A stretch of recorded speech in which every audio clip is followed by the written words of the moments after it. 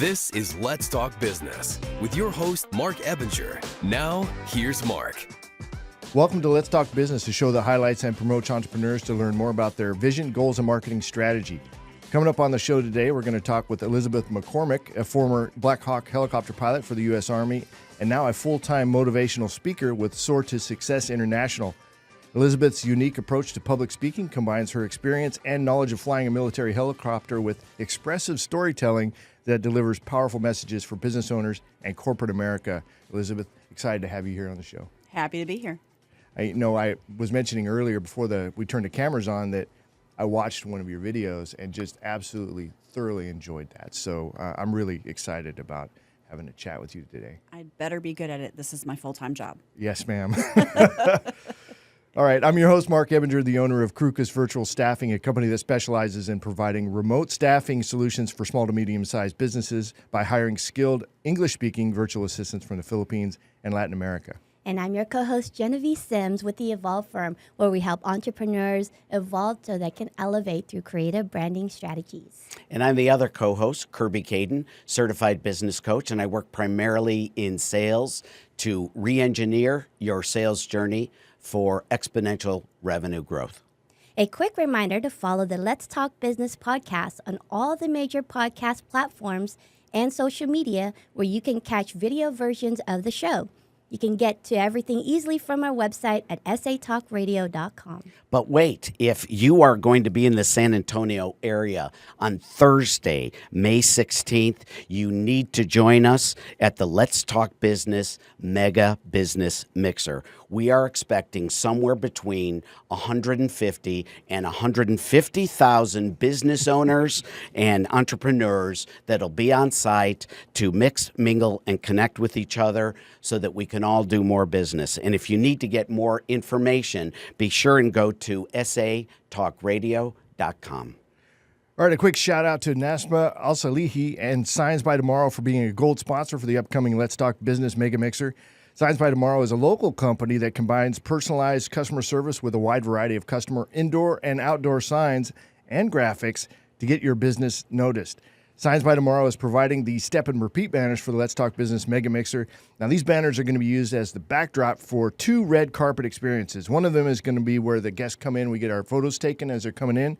The other one is going to be a video interview setup where the hosts of the show are going to be interviewing attendees of the mixer that are local businesses and entrepreneurs about their business, and then those video clips are going to be made available to those people that got interviewed so that they can use them to promote their business, and we will also be sharing those as well. These two new experiences are ways that the Let's Talk Business podcast community is coming together to promote local businesses, entrepreneurs, and business owners.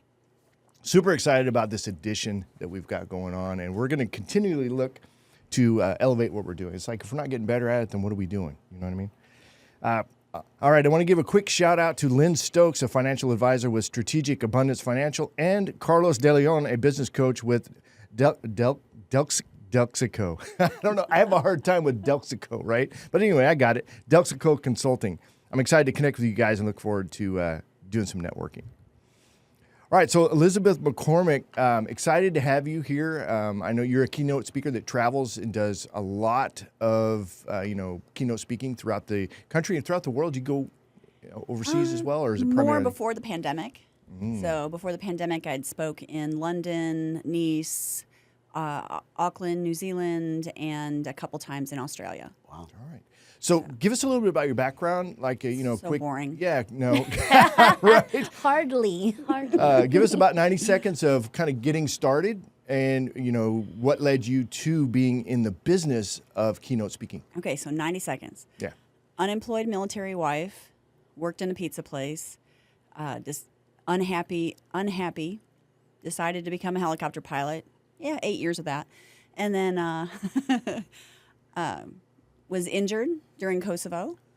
From there, was medically retired out of the military, worked a corporate job in purchasing, procurement, international contract negotiation was my last one. Did that for 8 years. And then during that last year of international contract negotiating, I was turning down paid speaking engagements because my community had found out I was a helicopter pilot. So I And then shortly after that, I got laid off. So I said, I know what I'm supposed to do. And so that was almost 15 years ago. I've been speaking full-time professionally and traveling and doing this. Was that 90 seconds? Did I meet that? Yeah, you did Yes, great. you did great. Yeah, I'm excited to dig into some components of that. Yes. You know, our listeners are largely entrepreneurs and business owners and networkers. So really curious is the business components of what you're doing.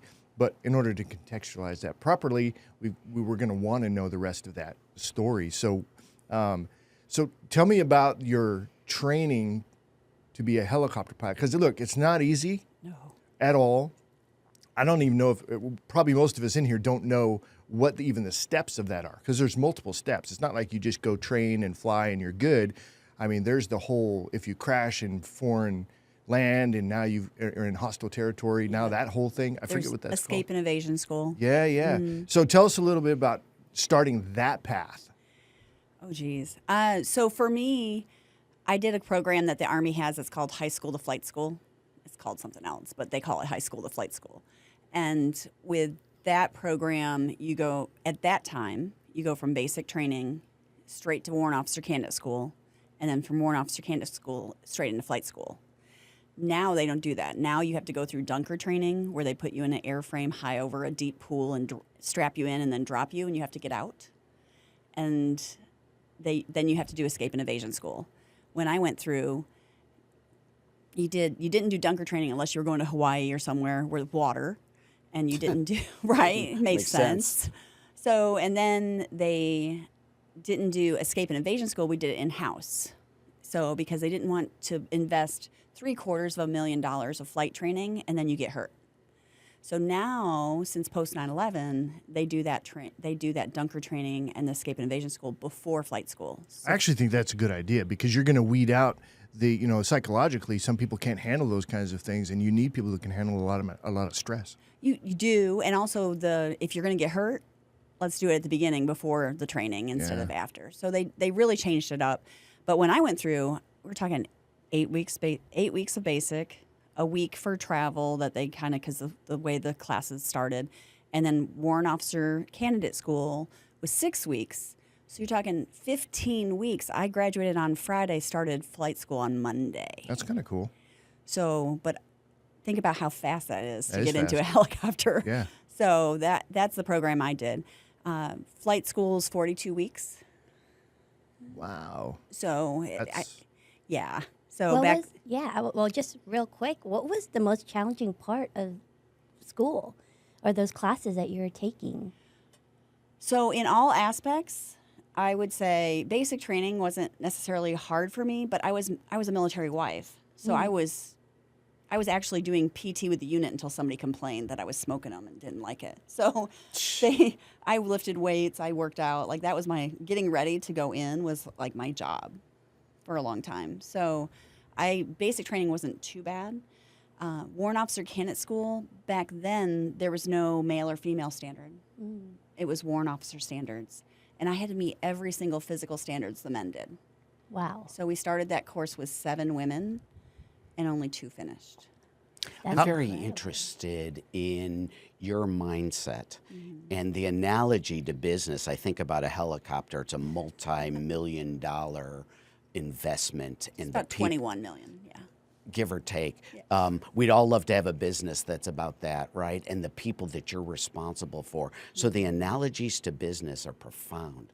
So I first want to know about, in any order, just sort of how you pivot in your mind and the tenacity and discipline that you were able to muster up to completely change from a corporate experience into a worldwide presenter. And then my second question, should I just wait on that one? Okay. All right, go ahead. I was like, Start there. Okay.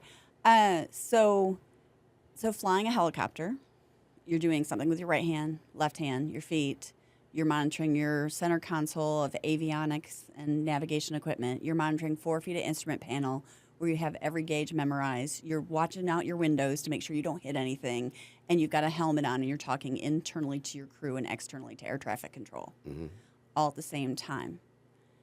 Isn't that like what business is like, though? Yeah. All at the same time, things are Spinning happening. plates. Yep. things are happening, and and what makes the difference is, I think, two things. One is the preparation, right? What is your training? What's your mindset? What's your knowledge base? What's your skill base? Everything you bring to the table as a business owner. And then the second part of it is how you react to the situations you're in. Yeah. So Everything you do impacts all the people that are aboard, and that's true in business too. And so you have half a mind on your destination, which we all do, which I'm sure is a revenue number and significance and things like that. But more, we take ownership of the lives that we engage with as well. That seems like a lot. it's a lot. It's a lot. And I was only 24 years old, 25 years old. You know, there's character traits that are in people that pressure brings out, which is interesting to observe. There was a TikTok video of this guy. He's got his kid that he's holding, right? And I'm sure it's one of those situations where the parents are separated and he's coming there to pick up the child. But I'm not positive. But anyway, he's got his little boy there, and the boy is probably like 2, maybe. And a cat attacks the guy as he's on the. We're seeing it through one of those, home camera things, right out the front door. A cat attacks him. He freaks out. He takes the kid and he throws the kid onto the That is lawn. not the reaction I Right? thought. Exactly. And he's screaming in a high pitch and runs off. Well, he throws the kid while he's screaming and runs off. And I'm like, you just never know how somebody's going to react. So, and that plays well into the story that I've heard, that I watched you tell on video, which is a phenomenal story. I got choked up when I was retelling it to my family because it's courage, it's what did I say? Empathy and leadership. Empathy, leadership, but also compassion. The compassion shown by the colonel afterwards. See, that whole thing was rolled in there. So if you haven't heard that, where can folks see that? Is it on your YouTube, or is it sign up for the It's in the online. It's in the online course we're going to give everyone for free. Yeah, that's right. It's definitely worth seeing. But the leadership that came out of you during that high pressure situation, that's one of those it doesn't always manifest unless you're in a situation that you get. And the co-pilot, or the pilot in command, which was not me, right? The pilot in command he didn't respond well. No, he did not. I like the way you told it. Oh yeah, he was did freaking not out. respond Really? well. Yeah. And Wow. so the fact is, whether, as a business owner too, you don't know how you're going to respond until you're in those situations. Exactly. You can train, but until you're actually in it, you don't realize what's going to happen. And I think we really saw that with the pandemic too, right? So a lot of business owners got really quiet and silent and didn't know how to react to a lot of things. Mm-hmm. And their customers saw that. And then you have the businesses that stepped up and took, and spoke out and were present and visible for their customers. And those are the ones that came out succeeding. So I think you always have a choice in how you respond and how you react and how you proact. And the ones that maybe had a plan for a tragedy were the ones that might have responded better. Yeah. So bring it back to business. I want to get into your mindset because your tenacity is ridiculous, and few of us possess all of that. But tell us what you were mustering up to pivot in your career and the tenacity that you have now to enlighten the world. Yeah. So when I found out I was injured, right, and I was injured, and they spent a year trying to fix me. And when I first got out of the military, people asked me, oh, why didn't you start speaking then? It's because I was broken. And I think that's Physically and mentally, you mean, Elizabeth? Emotionally, mentally, physically. I was injured. I'd lost my flight career. I would never fly again. Oh, dear. It was emotionally a roller coaster. It was daunting.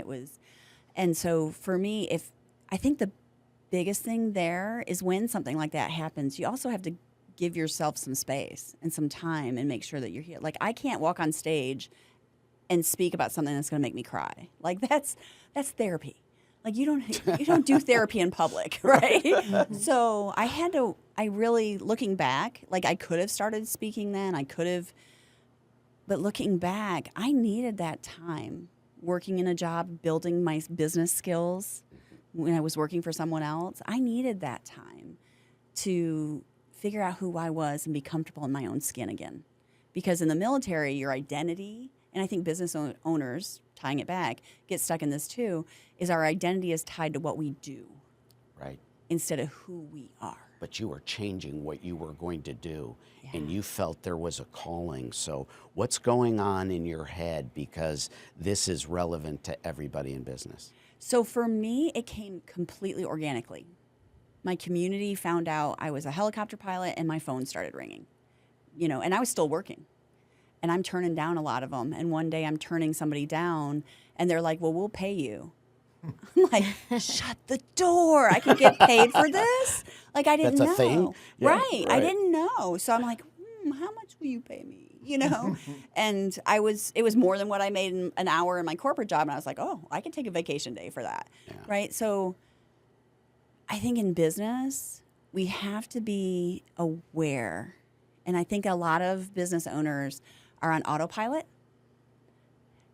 And just doing what they need to do, and they're not aware of opportunities, and opportunities pass them by.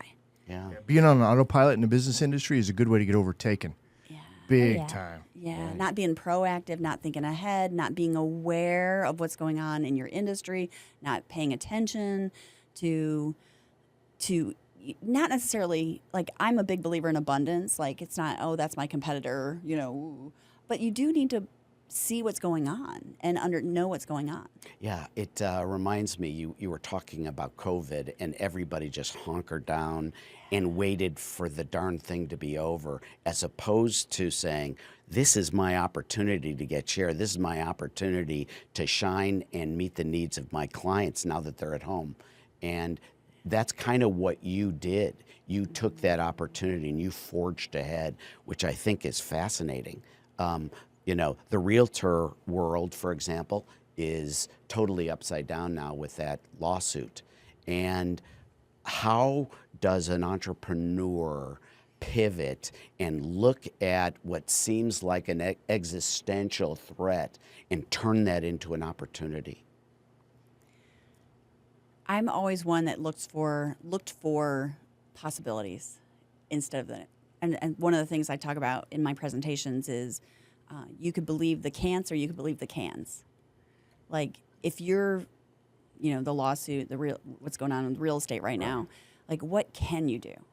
What is possible? And always kind of taking that step towards the possibilities of what can be done instead of focusing and staying stuck in what can't be done. Yeah, another way to say that is there's money on the other side of problems. Mm-hmm. You know what I mean? If it's difficult, you can't do that. But wait a minute, there's opportunity to earn revenue there. Then that's big. I also want to touch on the fact that when you were injured, you said you were broken. I was. For every woman entrepreneur, there is that time where you're going to need to rest, where you're going to hit the bottom and you're going to have to figure out what the next step is, but you got to have rest and give yourself grace to heal. Because from those moments of hurt and healing also, you'll find those opportunities. You'll be able to be alert to see the opportunities. I had zero awareness. You don't have awareness of yourself when you're in that kind of survival mode, right? So I think it's important to recognize when you're in that mode and know that, okay, I'm going to give myself a break. I'm going to give myself some time, not forever, right? Not forever. I'm going to give myself a month. For me, I didn't have that awareness to get me out of it until I just naturally progressed out of it. Yeah, I appreciate what you're saying. And so, and I think you dug in a little bit, Elizabeth. You can give yourself some time, but not a lot. Right. We all have a trajectory for our businesses that we've outlined. And never do we say we're going to have barriers or issues or all of that. Never do we imagine that life is different than we imagined. But it is, and this is what I see in you and what's so valuable for every entrepreneur to hear, is when something happens, you pivot and surge. You surge ahead and you figure out one more move. And tell us how you were able, with all that went on with the injury and leaving the corporate world, where are you finding that courage and energy? So there's a helicopter analogy that fits really Always. good with it. Always. Always. I could find everything. But in the helicopter, hovering, right? You're staying in one spot. It takes more fuel to hover than to have forward momentum. Really? Because you have the aerodynamic forces and it streamlines and you actually consume less fuel in the forward motion. So it's the same thing in business, I love that. right? That's a great analogy. If you're resisting, if you're staying in one spot and not making motion, you're consuming more energy. So you're consuming more time. It actually takes less time, but most people think it's the opposite, right? They think, oh, I'm going to consume more moving forward. No. As you're moving forward, more things come and more things come. Making a decision to move forward already starts propelling you. Let me build on that for just a second, because I would also say people are going to think I'm safe here as well. So is there more or less risk in the helicopter analogy of hovering versus moving forward? Oh, yeah. It puts more stress on the airframe to hover, right? It's more apt for something to go wrong. There's a saying even in fixed wings, like if you fly on an airplane with an airline, the safest, if something's going to happen, it's going to happen in the first few minutes of takeoffs and landings. You're more likely to have something happen in those first 5 to 7 minutes of flight than the whole rest of the flight. Now I'm going to build a second step on that analogy and say, is the helicopter designed to hover or is it designed to move from one place to the next? It's more designed to hover. Oh. It Well, is there goes that designed. analogy. I was So gonna you go. can't use that analogy. Yeah, right? Yeah, so it's more designed to hover because, otherwise it would have... Well, wait, no, the not for- in purpose, though. The purpose of a helicopter is to go from point A to point B. It's not to hover, right? It is to go from point A to B, but it also is to go into places that the airplanes can't get into, Yeah, okay. Because you don't need a runway. right? No you can hover. runway needed. Yeah. You can go down into a small area of what we call landing zone, a small area in between around trees and land and pick up troops or supplies or deliver things. Well, that explains why I wanted to be an F-16 pilot when I was... Why? You because like I to go like fast. to get from point A to point B, and I'm not playing around. As He just wants fast to go as fast. fast as you possibly can. Elizabeth, another golden nugget in what you said was preparation. So preparation is, at least in my experience with my clients, preparation for the adverse event, whatever that is, seldom comes to mind. So how can we use your experience as entrepreneurs to prepare for the unimaginable? I think every business should sit down and do with their team, right? Or if they're solo entrepreneur, maybe a couple other solo entrepreneurs and create a mastermind group or something that supports them. But I think every entrepreneur and business owner should sit down and war game it. Yep. And just say, what if? What if this happens? What are we going to do? What if this happens? What are we going to do? They should have a plan, a press release, a couple things. It would only take a day to sit and war game situations out, right?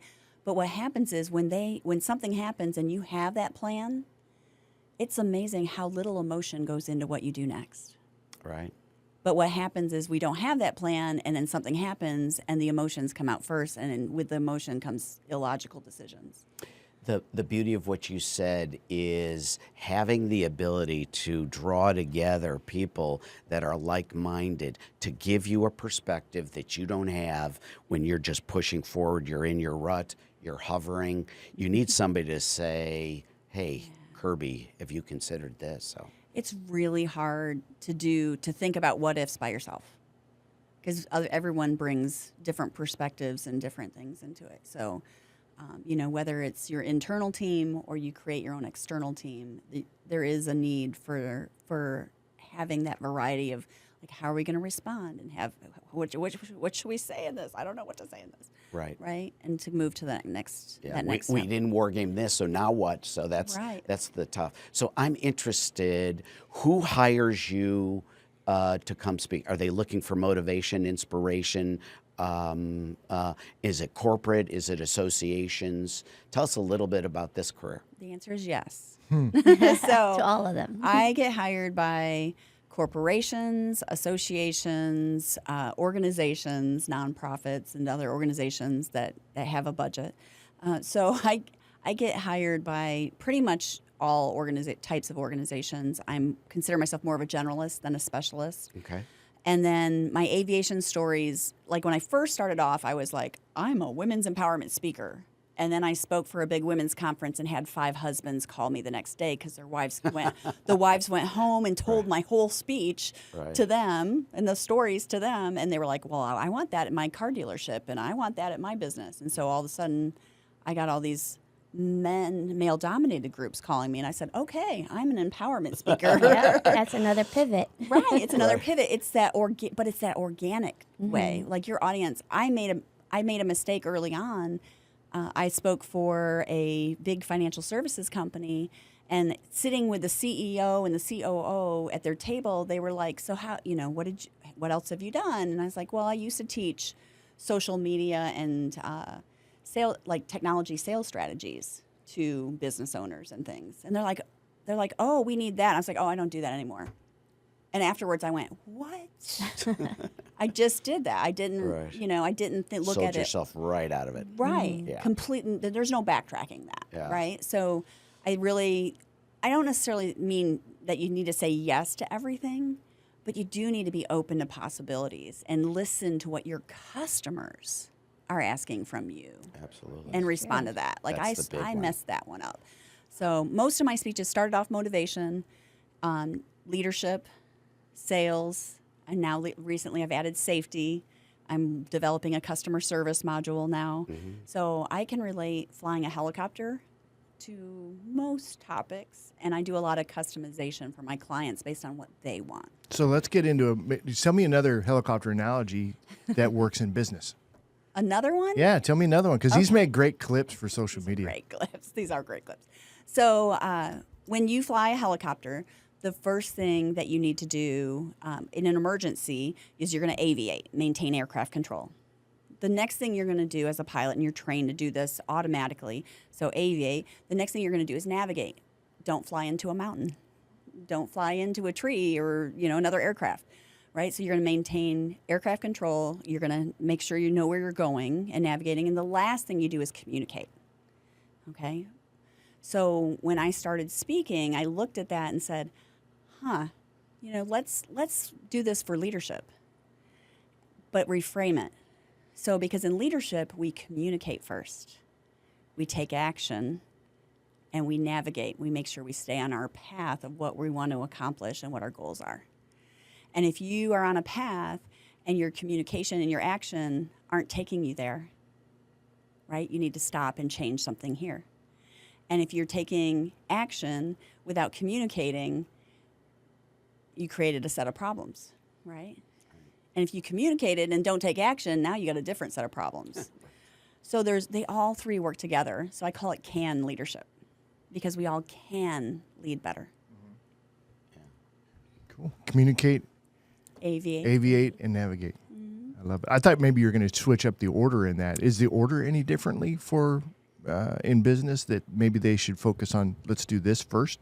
Is the first thing communicate? I think they all work together. Okay. They kind of all lead to each other, because what I see is a lot of businesses, they make a plan, they have this communication, they're going to do this action, but it doesn't take them where they want to go. And they're not changing course early enough when they see something's not going where they want to go. And if they navigate, if they are at navigating, and sometimes it takes them on a better course, and then they need to revise the plan that the communication and action are taking them to. I think this is very meaningful. I do a lot of work in customer journey, sales, etc.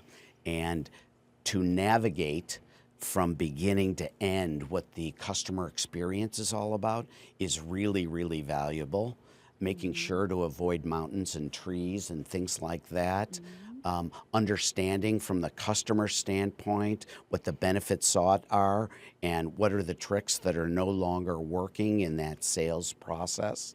So a sales organization, can they hire you to help them sort of create the navigation to a closed customer?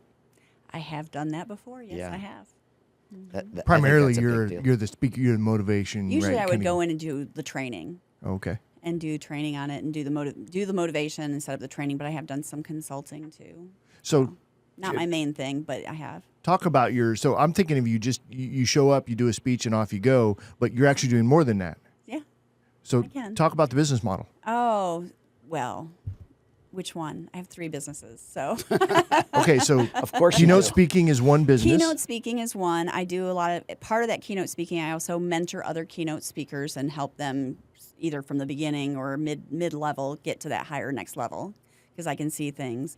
And so with that, that's kind of the customer journey and figuring out the messaging and everything. I'm kind of good at that.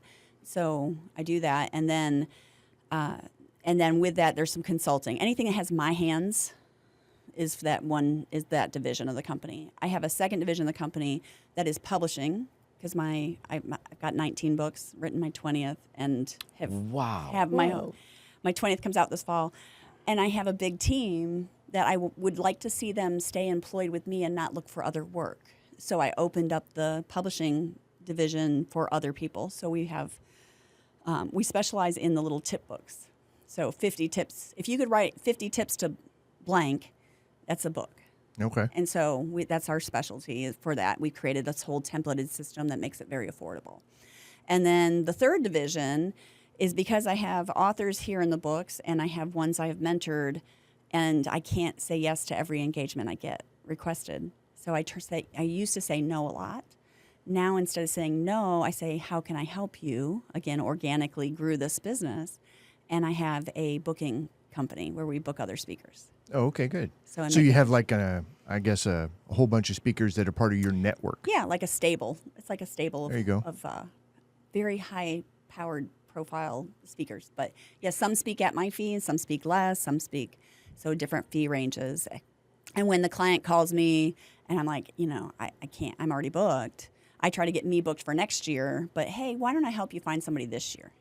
And I then love that. these are That's people, awesome. yeah, these are people that I've seen in person. I've personally can vouch, so please don't call me. So, but it has to be somebody I've seen. Kirby's Yeah, right. right? So it has to be somebody I've seen in person. I've mentored, so I know what they can do, and I've seen, help them deliver their content, and so I know what they can bring. So they're one of your clients first, maybe as you're mentoring them. Sometimes they're peers that I've seen on stage, and like I've opened, they close, and I see them at an event, and I go, wow, they're great. I can recommend them and feel comfortable with that. So it just depends on the situation. It might be one or the other. With all the speaking that you've done around the world, was there any particular event that really stood out in your mind, and why? Oh gosh, there's so many. I would say the first time I spoke in Nationwide Arena in Columbus, Ohio, for an audience of 6,500. Wow. Yeah, and you think that, right? You think, wow, and then it's really no different than if it's 500 or 1,000. Like, you don't see them. You don't see past, so the biggest thing with that is you go big, right? Everything, hand gesture, every motion, your stage movements have to be bigger than others.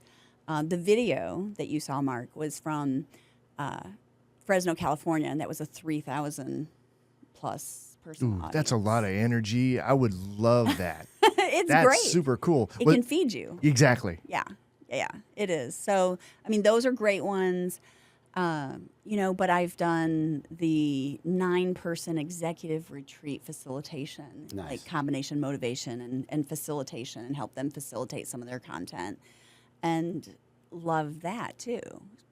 So it's just like everything's different. For me, and this comes back, we mentioned before, we went on air about personalities. That comes into my D personality style, if you know those, and DISC. I love the challenge of making their content and their objectives my goal for each speech. So it's not about me. My stories are the modality to get them where they need to be and to make that. And every speech, I have three people to please. I have the meeting planner that booked me. I have the CEO or executive of the company or the association, and then I have the audience. And so every speech, every customization piece has to be geared towards meeting all three. Yeah, I think that's really important for all you people out there, that you are agile and pivoting as you're getting feedback from any of those three sources. Most urgently, if your content is not landing, you're pivoting on the move. Same thing in business. If your market is not buying what you're selling, now you have a situation. So how do you do that? You're in the moment. I'm sure you've prepared just because everything you've said. How do you sort of gauge the audience? Well, first of all, you can't gauge the audience if you're thinking about what you're going to say next.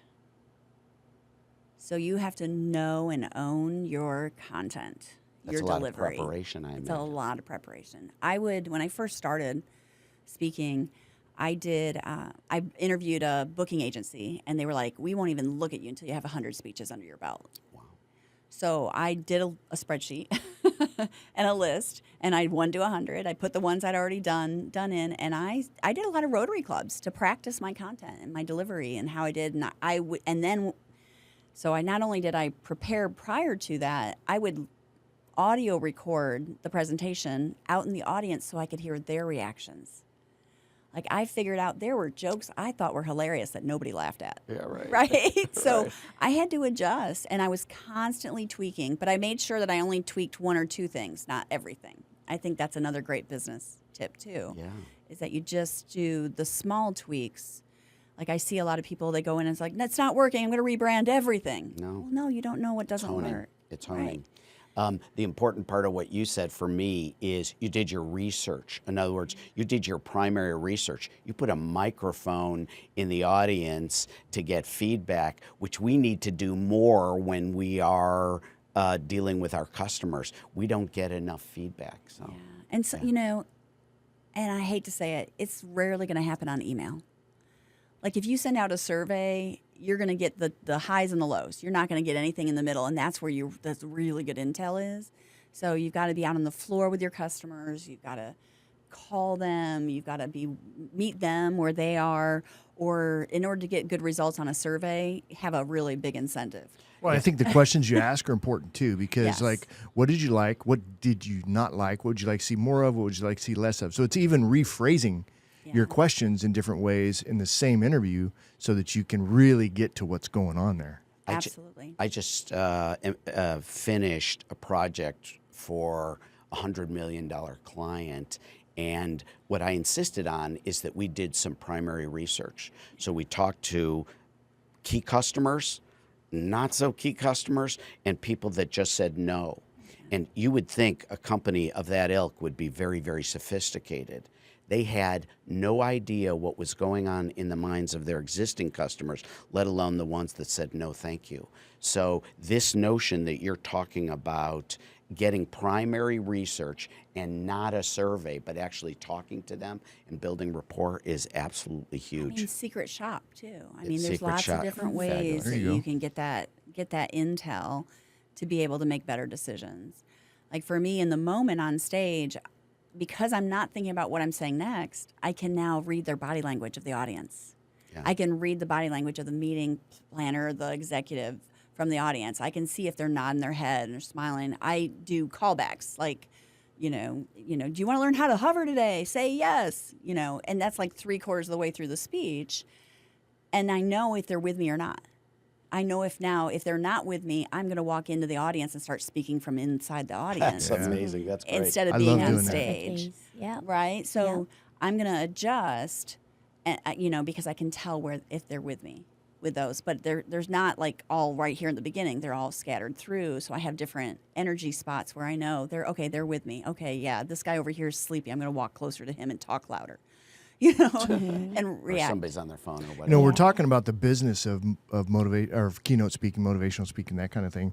But it's not what people think, is it? Is somebody's out there thinking, you know what, I'd like to. I know Genevy's getting into the world of doing this more and more often, speaking quite often now. but it's not what people think. So when we were talking before the show on that, what do you mean by that? So it is so glamorous.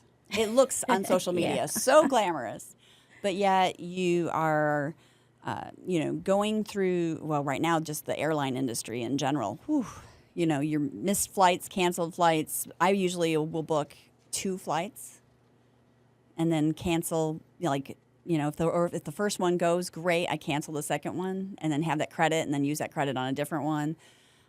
Just flying is like Jenga right now. And then, you're going through security, you're dealing with everything you have there. Then you go to, the hotel, you're by yourself flying, you're by yourself at the hotel. Then you go do your sound check. Hopefully you have somebody that knows what they're doing. Be prepared, bring every dongle and adapter and everything you can in case you don't. Again, preparation. And then from that, you might meet the client, you might have dinner the night before. You then go into the event, you speak, great stage, audience, applause, maybe people hopefully lining up afterwards to talk to you. And then the event's over and you're by yourself in a hotel room and you're by yourself in a rental car or Uber and you're by yourself. And so what I wasn't prepared for was the giant swings in energy. Where it's up, up, up, up, up, and then it's down, down, down, down. And I didn't really have, and then I also had to learn how to work on the road. So, but the energy was the big thing I didn't expect. The entrepreneurs will relate to the cash flow, was the second, energy, money, and then productivity are like the 3 things that I had to figure out how to do on the road. What's your discipline to show up for each and every one of these events because of everything you just described? It is not about me. That's a good one. is the key to speaking, big. I think, successfully right It's there. the key to any business successfully. Yeah, It that's is the not point. about you. It is about your customer. For me, it's an audience. For you, it's a customer, client. It is when you put yourself, I've been doing this almost 15 years, and I've gotten really, really good about thinking about putting myself in the meeting planner's shoes. Mm-hmm. Like, they are stressed out. It is like they have people complaining about the food and the temperature of the room, like all day long. So, and plus all the details, and this person didn't show, and this person went over on time.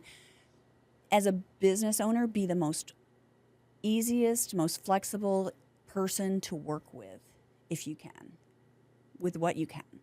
So like for me, I had one event, I was the closing speaker. They were paying me. I'm the closing speaker, and I'm there early. I watch the speakers before me so I could tie in their lessons and what they say if I can. And on the fly, ha, ha, ha. I like what you just did there. Ha, ha, ha. And then I'm sitting there, and they're over on time. Like every speaker is over on time. And I'm sitting backstage, and the hotel person comes in and starts saying something to the producer, and he's like, yeah. And the guy leaves, and they're still running. Now, we're talking like an hour. Oh, no. Wow. Over. By the time every single speaker's over, it's like an hour over time. And I'm supposed to do 40 minutes. And I'm like, you're not going to do that. So the guy comes in a second time. He's like, I'm like, okay, we're way over on time, and they have another event. Right? So the meeting planner walks over to me, and he's like, can you close us in 5 minutes? It's like, absolutely, whatever you need. Right? Pulled one little piece out, 5-minute piece, closed the conference. Best dollars per hour I ever made. Right. So 5 minutes. But then, left them wanting more. And then they brought me back the next year and paid me a second time. Because Nice. I was there. Great. I was ready. Right? So that's what we have to do. Yeah. Like one I did on, I can't remember now. Wednesday last week in Seattle. They like the day before, they're like, hey, we had somebody, like one of our executives that was supposed to present, can't come. Can you do a workshop for us? Sure, no problem. So whatever you need. Tell us about leadership. Here you are, using your analogy, spinning about 42 plates at any given moment. How do you manage all that? Because that is important for our audience. How do you manage so many different functions, et cetera, and then be present at the same time? First of all, you have to build a good team around you. You have to hire well, train well. The Army is great at training. Like the Army, 8 weeks basic training, 6 weeks candidate school, 42 weeks of flight school. Then we had a warrant officer basic course at the end with another 4 weeks of training with escape and evasion school. All that before I even got to a unit and flew one mission. But yet, when it came time to discharge me out, they only did 2 weeks of out processing. Right? So train all the way through. It doesn't stop here at the beginning, but hiring well, training all the way through, making sure that you have that good team around you. Like for me, for my publishing company, I don't want to lose them. So I opened it up to different ways to get them more business through me instead of them trying to find it themselves. You know, and that speaks to the integrity of the organization you're working for when it comes to you're cared for through the whole process. We had to let a virtual assistant, one of my VA staff, go just a couple days ago, and when I did an exit interview, as we do, right? And it's really that reconnection, making sure that all their questions are answered and all of that. So it leaves a good taste in their mouth. As they're leaving, they have a positive, I guess a positive attitude towards the company on the way out. Do you agree with that? I think so many organizations don't do a good exit interview. Yeah. So even I think worse, they don't do a very good entrance. Well, process. that too. Yeah. But then at least do the exit interview so you know why, and then you can recalibrate from there, right? So, the exit interview, having those conversations at the end. Associations, they lose a member, they should be calling them and finding out what happened, whatever that might be, right? But having those conversations and an open conversation from the beginning to the end is Great advice. And it's super valuable intel for your own organization. Why would you not want that information? And yeah, there might not say something like they're leaving. It might not always be what you want to hear. Yeah, in a good mood. Right. But you got to toughen up a little bit so that you can get that information. And All feedback is a gift, is. whether it's what you want to hear or not. It is. Yeah. Especially if you're married. You know, that feedback is very invaluable. Yeah, only if you listen to it. Right. And really not just hear it, but listen, really take it in. So let's talk about a couple of a recent gig that you went on and just kind of tell us about that experience, the message you delivered and how all that went. Yeah. So brutal travel week last week, not going to lie. So Wednesday was Seattle with a tech company, and I did the keynote and a breakout for them it was a sales conference. Global sales, had people there from Hong Kong, Australia, Europe, Brazil. The guy from Brazil gave me a banana candy. So I was like, okay. You know, it was a fun event, very diverse group, and landed well. Ha, ha, ha. So have to use the puns in there. Yeah, So from there, I flew from Seattle to San Francisco, where I did an event for an insurance company, and this was like it was more of a leadership event where we were bringing in all their people that repped them, their distributors, and I spoke for them. And then I did an ugly red-eye flight. Oh, the worst. But it's so hard to get from California to Texas, it happened to be, or East Coast. You either lose a day or you lose a night. So, again, that sexy life, right? Yeah. Of being a motivational speaker.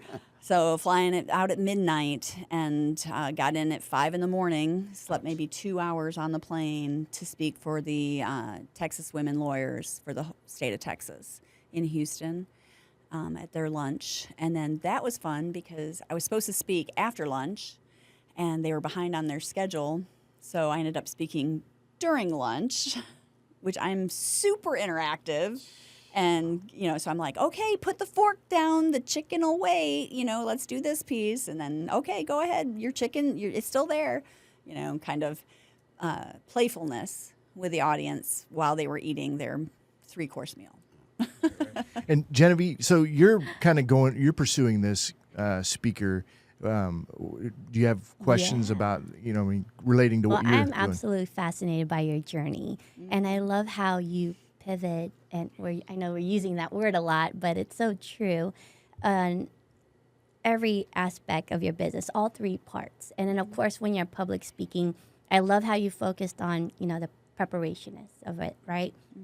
A lot of people don't know how much goes into being a keynote speaker, and I've learned that. And I don't have 100, speeches under my belt yet, but I'm getting there, and I'm just seeing how much, just being prepared for the audience that you're going to be speaking to. And like you said, there's three people you have to please on that one, and to have that in the back of your mind. And then when you go out to these people, it could be from 100 to 1,000, and knowing how to land those jokes or knowing how to land those points, those key points that you're trying to get out there. But the main thing that I want people to remember is what you said. It's not about you. It's not about you. And you have great stories, and that will help with the illustrations, but it's not about you. If you can help one person in that audience, that's the key motivating factor. And I just want to know for you, though, when you're out there speaking, for me, it's scary. It terrifies me because I was born in the Philippines and I couldn't speak any English at all. I didn't learn how to speak English until my stepdad, who was a Marine, came into my life, and he taught me how to speak English through Dr. Seuss books. So it was through rhyming and repetition that I learned how to speak English. Now I can't speak Tagalog. So, but when I'm in front of people, I have that big rush because it's so scary for me. Is that how you feel when you're about to get in front of people? Or where's that moment where it's like, let's go big or go home? Whatever you're feeling, leave it here because you're about to get on stage right now. What is that moment like for you? I think there's two parts. So the one is the nerves. I think you're nervous when you don't know what you're going to say or what you're going to do. So you build that confidence muscle with it the more you do it. So like after 15 years, I've done almost 1,900 speeches in front of audiences paid. That doesn't include how many times I've done it in front of a mirror at home, practicing different facial expressions, different vocal variety, different rhythms and cadence and speed of tonality. And I get really, really, really fast. And then I get really, really slow, And so practicing that and knowing what I'm going to say, how I'm going to say it, it alleviates a lot of the nerves because you've built that confidence up. True, yes. So before I go on stage, all I am focused on is, help me give them what they need. And occasionally, I get what I call it the tap on the shoulder.